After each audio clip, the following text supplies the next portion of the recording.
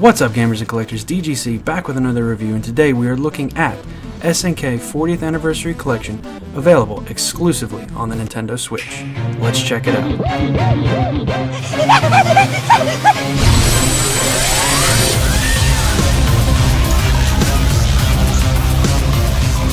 Day 1, this is packaged with 13 of SNK's greatest games for a blast from the past, a mix of arcade and console games alike. Some come with both the arcade and console port of the same game.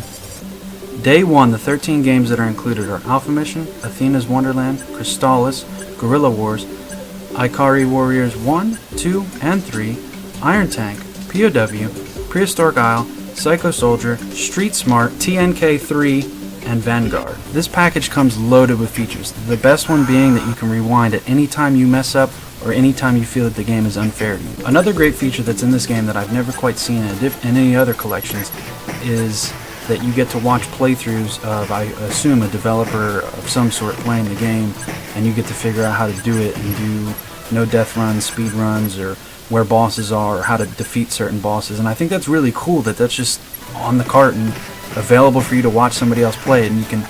It's just really cool and unique. I've never seen something like that before. So again, it's definitely something worth checking out when you pick this game up. So the game does have options to do full screen, stretch screen, 4x3 or 16:9, however you want to look at it.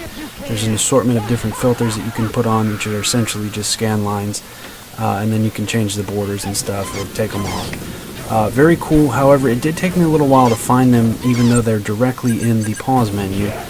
They're just really not prompt to where you really see them very easily, or at least I didn't, but they are there by pressing the minus button. That's how you exit the games and how you can change all sorts of filters and different options within the game that you're currently playing.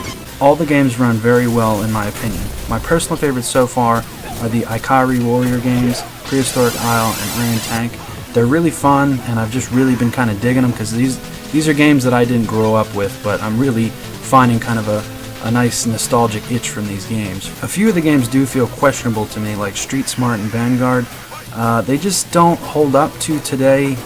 They just, in my opinion, aren't very fun, and I think they're kind of questionable choices to have been put onto the collection initially.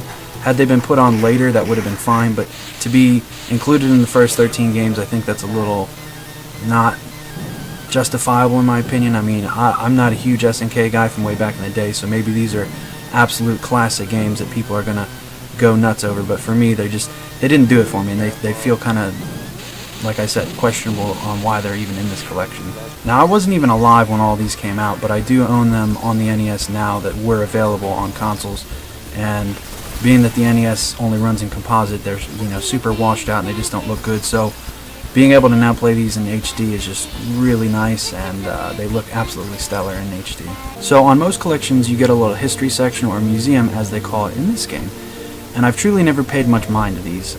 Frankly, I would look in for like 5 seconds and be like, bleh. But this one is frankly spectacular. I actually went through and looked at each game, each little image, and just hand-drawn pieces, and just everything that's in there. It's just absolutely fantastic to look at, and it really is just kind of a cool thing to look at, how games used to be made way back in the day by very small teams of people, and just it's a really spectacular museum. I would almost say that that's your first stop in this game, is looking at that museum.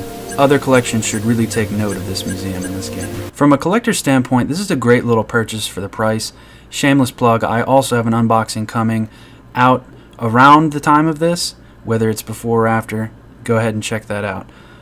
It's a very nice little package that you can get here in standard edition or the very nice limited edition. A few weeks prior to launch, SNK decided to throw gamers a bone, and instead of doing Day 1 DLC, they decided to give us 11 additional games 100% for free on December 11th, 9 of which will be available via patch. The other 2 will be available to download on the eShop, again 100% free. How cool is that? So with all that said, what do I think of the SNK collection? Well, it's good. It's great, in fact. It does leave a few things to be desired, though. With only 13 games on day 1 on the cart physically, albeit an amazing museum in the game, Sega and many other companies have delivered more for less. For what you get, it really is a solid little package, and they're giving away free DLC, so who can really complain about that?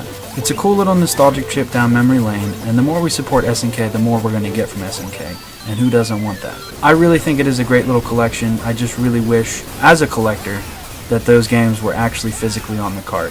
So that's my main gripe, but I really do think that you guys should support this game, because it really is a nice little collection, and it just is what it is that they're not on the cart, and that's really not going to bother everybody. It just bothers me as a collector, but for what you get for the price, even the 13 games is a really solid choice to pick this up. I do recommend grabbing this game.